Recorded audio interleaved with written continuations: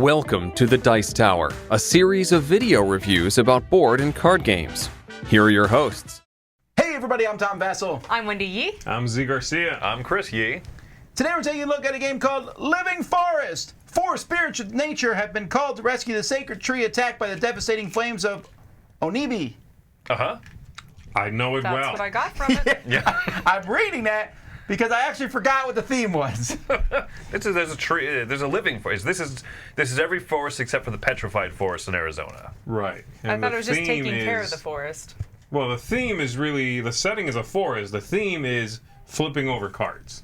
Yes. Well, there's animals too. I'm like, I want the panda or whatever. I don't even know if the panda's in the game now, but there are Yes, various animals. probably. I want it And that was a driving factor. because of the animal. 100%. I just want that one. Let's take a look. Let's have Wendy show us how the game works, and we'll be right back. I have a basic setup here for Living Forest. This is a push your luck deck building game. The goal of this game is to have 12 fire tokens, 12 trees, or to reveal 12 flowers on any given turn. You're going to reveal cards one at a time each round, and you're going to look for these solitary symbols. These symbols, if you ever have 3 of them, that means that you bust, which means that instead of getting 2 actions, you only get 1. As you can see here, I busted. Now the action possibilities are you can trade in suns to gain cards. On the lower right hand corner it shows you the cost. I'll put that in my discard pile. And then the waters, you can put out fires in the forest. Look at that, I've collected a fire. You can trade in the little plant symbols to gain trees. These trees goes on your board. You can get an automatic instant ability or bonus. You can also fill in rows and columns to get additional bonuses, and each one inherently has a bonus. So there's a little bit of engine building going on there. The final one is this rondelle tracker. You can move that many spaces on the rondelle and gain the action or the benefit underneath it. At the end of the round, you're going to see if there's any fire left in the forest. If there is, and you don't have enough water tokens to equal it, then you gain these little fire cards. These also have solitary symbols, which make it more likely for you to bust, and they gum up your deck. There's no fire in the forest, so we don't need to gain one of those. Then you add fire to the forest. For every card that is missing from the lineup that someone has purchased, you take the associated fire symbol and place it in the forest to be fought next round. Then you fill in any empty spaces in the lineup with additional new cards. You pass the first player token, and you place everything that you've used in your discard pile. You then continue next turn, revealing cards once again, seeing if you bust, or stopping at any time that you want to, and taking your actions. Once again, the game ends when you have 12 fire tokens, 12 trees, or revealing 12 flowers by the end of the round.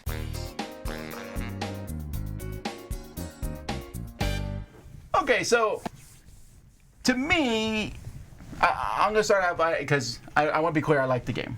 Okay. I do like Okay. this game. But, Officially. well, yes, but it's a hodgepodge of mechanisms. It is. Sure. To the point where when you watch the overview, you might go, I've seen that before. The card flipping over mechanism is definitely Mystic Veil. I don't know if you guys have played Mystic Veil. Have not I've actually. not. 100%. Yeah, it's Yes. Mystic Veil. With the big difference in Mystic Veil, if you bust, you kind of like, my turn sucks. Here, your turn is not as terrible. You get half a turn. Yes. Actually, I would say you get 60% of a turn because sometimes your second action, there's always like one action I want to take, and one action, an extra action is not bad, but you get to do your best action. That's true. You're normally pushing for something, right? You're looking. If you push your luck, and you definitely know if you're pushing your luck, it's because you want one action specifically. So And you want yes, it you're strong right. If you bust, you're like, well, I still get my action, and something else I would have done is gone.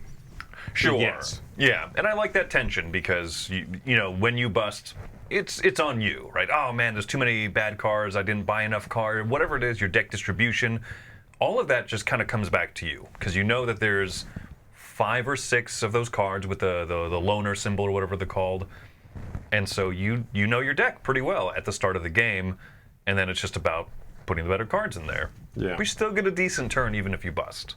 It's interesting because we haven't played Mystic Veil, but we have played Taverns of Tiefenthal, and that's what we thought of with the push your luck mechanism. I could see that, although Taverns of Tiefenthal, I would argue, you flip till you're done. You flip till you're done, and this Sure. kind of feels that way. Like, well, I can buy those trees. I'm good here, and I'll do a second action, kind of like you're saying.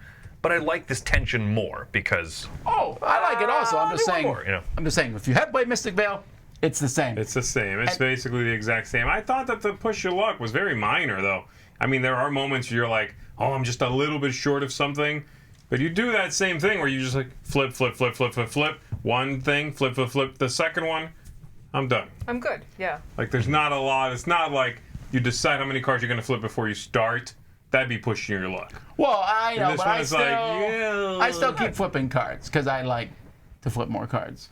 I like flipping more cards. The trees, when you need the expensive trees, it matters. Yeah. Especially if you're trying to get the victory point tree. Yeah, and if you need to get that winning condition, which is 12 of whatever. the 12 flower symbols, Yeah. And speaking of that, that's another hodgepodge because that is from Flip City. Flip City. Yeah. And Flip City is a game where you flipped cards, incidentally. If you got a certain number of things, that was one of the victory conditions. And that's how this game feels. And then the rest of it is deck building. Fill in columns and rows for victory points. All that stuff is there. I still like the game, but I could see that someone might complain and say it's a bunch of mechanisms thrown in a box. There's a right way and a wrong way to do it. One of your favorite games, Arc Nova, is undoubtedly that Yes. same type of thing, right? There's a right way and a wrong way. Having not played Mystic Vale, I can't really speak to that. But the other parts I like, building the grid of the trees, the idea of pushing your luck, the fact that the trees give you different types of income, so then your sun purchasing power is stronger, or your tree building power is stronger, or whatever it is, guaranteed flowers to try and hit the 12 flowers. All that's really well done. And so I don't sit there and go, oh, grumble, grumble. This is like that other game. I just sit there and think this is a neat little combination that I enjoy. Yeah. I liked it. I tried the strategy of the engine building on the little board by getting a lot of trees, and I tried focusing on the engine building of building the deck. And I have to say, I thought the deck building, engine building was more enjoyable and more productive than the tree engine building.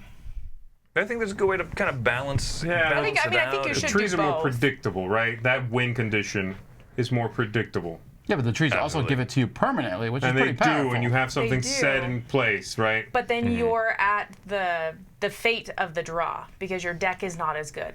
Yeah, but you're padding that out with the trees, and you're getting closer to a win. I'll tell you, I like the tree thing, and I like the pushing your luck part with the suns or whatever they are, trying to get to 12, targeting those cards. And I do like the deck building part. I think the Well, I was buy-in going to ask you that cards. because you said you're getting a little tired of deck builders.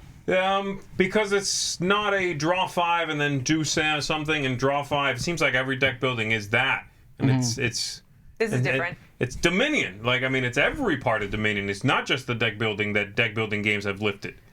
It's the structure also, Well, of good point. everything The structure's else. different, yeah. This idea of you play your hand, and in fact, when you teach a deck building game to someone, the things you point out are the things that are different from Dominion. Like in this game, when you buy a card, it goes in your hand.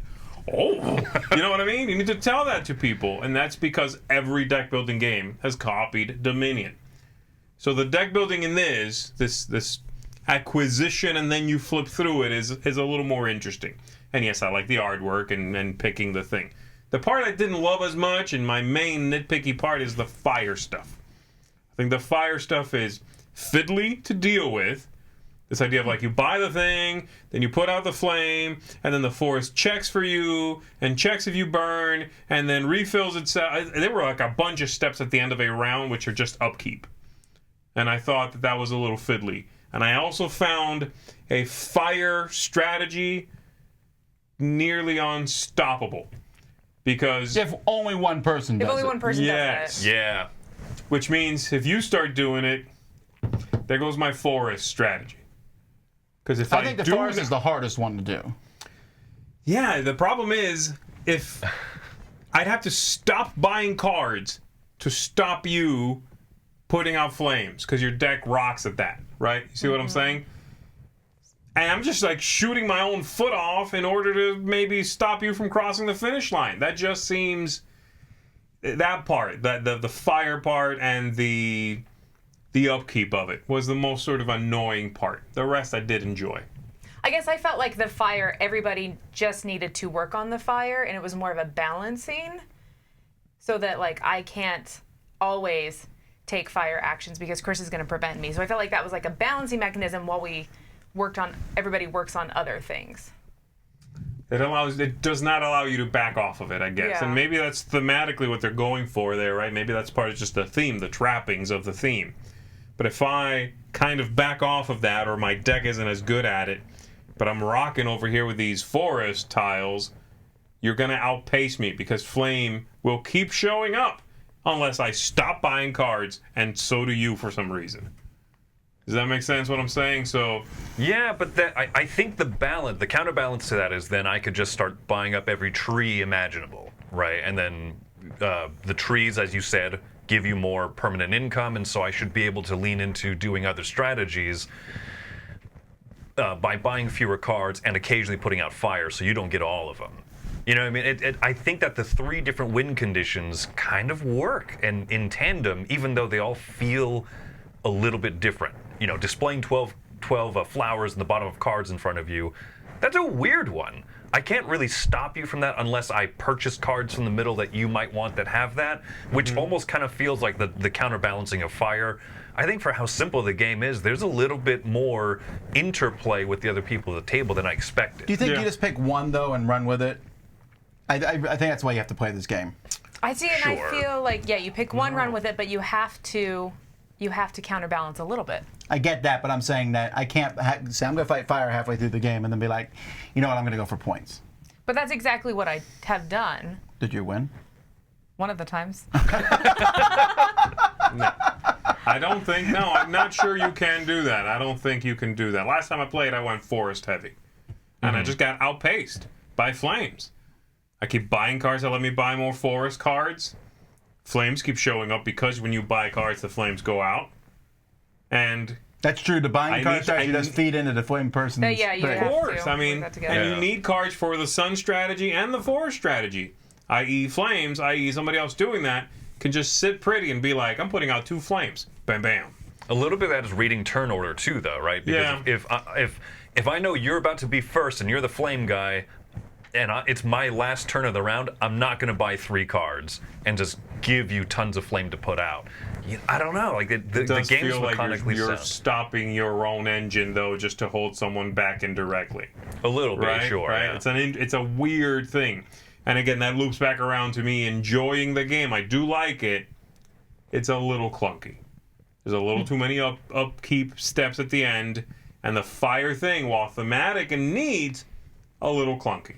The last thing I want to talk about, mechanism, make sure we don't forget, is the running around in the circle, right? That's a funny thing. It's like it almost feels like Sorry on the side of this like deck building, push your luck game, where you run around, and this is another one of those balance things where if you let someone just keep looping around you, they're going to take those tokens that counts as a fire token, counts as a flower, counts as a That's tree true. or whatever. So there's yet another thing where you're like, I have 2 actions. I'm going to move on that thing, even if just a few steps, so that someone doesn't loop me again and steal my fire token. You know, And that's there's- one way you can really get in someone's hair. I'll be like, oh, you're doing fire? I'll take that token from you. And it gives you an action half the time. Yeah. Yeah, Time it space does. is So you our get like a actions. bonus action. So if But you here's can the plan thing. it. The thing about that, and again, I think this is just a little bit of a clunky thing. If you leap me, I should leap you as soon as possible, or you'll create space. Sure. Yeah, that you're forcing my hand into my next turn. No, One I'm- of my 2 actions He will says, be. I want to be free. I think it's weird I see that it as giving you good decisions. That's one way to think I of mean- it, but That's what my the fact mom that, said. because of the leapfrog idea, as soon as you jump me, I should very soon jump you back. Because if I Otherwise- let you create space, I won't catch you. Sure. The next time I come around, and then you can take back the thing that you really want. You'll leap me before I leap you, though. Yeah, you leap me, you'll take something else, and then you can leap me again. That's a really we can weird hop strategy. like I do this. You not know what I mean? So recommend it. basically, the way it kind of worked out is that I've been doing other and more sort of pressing things, and if someone jumped over me, I'm like, okay, well, I know my next go is to take that thing back. Oh, really? You wouldn't take a different one? That's what I would do. It depends, I depends guess, on what what you I'm need. going for. But it's like, oh, you leaped me, so one of my next 2 actions has to be catch you before you create the ability to come back around. You know what I mean? or not if the thing that the person took from you when they leapfrogs, like, oh, you took my flower thing, I'm not going for flowers. I'll just keep buying trees. You know what I mean? I Yeah. think that everything in this game works to a degree where there's a little bit of heel pricking. You can be annoying to someone else. Yeah. Or you can say, "Oh, I want to jump you back, but I'm just gonna focus on my winning strategy here, and we'll see how it goes." I'm impressed with it. I definitely shouldn't ignore it because it is bonus actions. Yes. Forget the tiles. Yeah, you know, that too. Yeah. And I'm coming down. I feel like I'm being the one negative because nobody else is mentioning this stuff. I like it too. So what is your final thoughts and rating? You're gonna think it's gonna be lower than this. I feel like I might not be the lowest at the table. 9.5. I'm coming in at an 11. No. No, I do like it. I think it's interesting. Yes, it's a hodgepodge. Yes, it's a little clunky. It's gorgeous. It's weird, and I kind of like weird. It's a little outside the box. I'm giving it a 7.5. All right. Yeah, it's 7.5 from me. It's neat. If maybe better if you haven't played a lot of these games that it copies, right? I think it'll shine. Sure. But that's okay. You might have said, I don't know why you compared it to all those games. Yeah, if you I don't never know played any of those. Yeah, if you don't know Great. those, and What? you like pretty, cutesy kind of, yeah, I think you'll dig it. Absolutely. What about you? Okay, I also gave it a 7.5. So, and I feel like we disagree on different things. Yeah. So for this, to me, it's a little lighter than I want it to be, but I think that it's fine for the lightness that it is, and then I just don't feel like I'm gonna play it a ton of times. I feel like there's those 3 strategies. You try those 3 strategies, and then I would basically be done with the game. I don't feel like there's a lot to give more and more and more. I'm actually not too far from that. My rating's actually a 7. Okay. I like the game a lot. That's a 7. It's a good game. It's a fine game. I like the fact I think every card is different that you can buy. I think they're all different. I'm a big fan of tiered buying cards. So that, I can buy an expensive one, but then there's another expensive one for you to buy if you so desire. Yeah. And I like that Mystic Veil thing. I wish more games would copy that. It's a fun, to me, it's fun to be like, I want more. And flip a card, and then like, oh, now I get less. My concern is this forest theme is being done to death. I mean, Patoku and, all this there's mystical a ton of them, yes. guardians of the forest. I like it. My concern is I may not play it in a year or even faster. It's a little forgettable, except for the fact I'll go, ooh, this has those 3 different victory conditions and the leapfrogging, and that's all cool. And I like that. So I'll play it gladly. I don't think this is going to be a big hit, actually. This isn't one you're bringing out, is what you're saying. It hits a table, It you'll play depends it. for some people, but it's a weird mix for me because someone new to games, I think this might have too many things for them. Yeah. There's a lot going on. Yeah. For that. Somebody Yeah. like Wendy is going to think it's too little, because it's not as heavy strategy. Again, for me, I'm a sucker for streamlined things, and I think it's too clunky. But so 40 minutes is pretty solid, though. It is. I do like that aspect. That's true. I'm coming in highest. I'm giving this game an 8. And I think the biggest issue with it is kind of what's been addressed here, is that it's not gonna have the sticking power of games that grip me a little bit tighter and say, play me again. Like, I do want to play this again. I want to play it more, but in a year, I'm not sure, right? And I think that's going to depend on how often I pull this out and teach it to people and how their reaction is to it. If people really take to this one, then I'll happily, oh, Chris, can you teach us that game? Yeah, absolutely. I think that's going to kind of be whether I play this game in a year or two or not. Because I enjoy the theme. Maybe it's overdone. That's fine. I enjoy the good counterbalance of decisions to make based on what other players do. A lot of games that are kind of this light and smooth, a lot of times I don't care. You're going for fire, who cares? I gotta do this thing, and I'm just kind of playing in my own little bubble. I like that this game kind of breaks away from that, and you do care where other people are on the circle, how many fire tokens someone has. Is someone gonna steal your fire token before you get to do get the last 12 of them? Right. It breaks through, it breaks through for me for that reason. Alrighty. Well, there you go. That's Living Forest from Ludonat. Check it out. Until next time, I'm Tom Vassell. I'm Wendy Yee. I'm Z Garcia. I'm Chris Yee. Have fun burning down the forest. Wait. No. Don't do only that. you can save forest fires.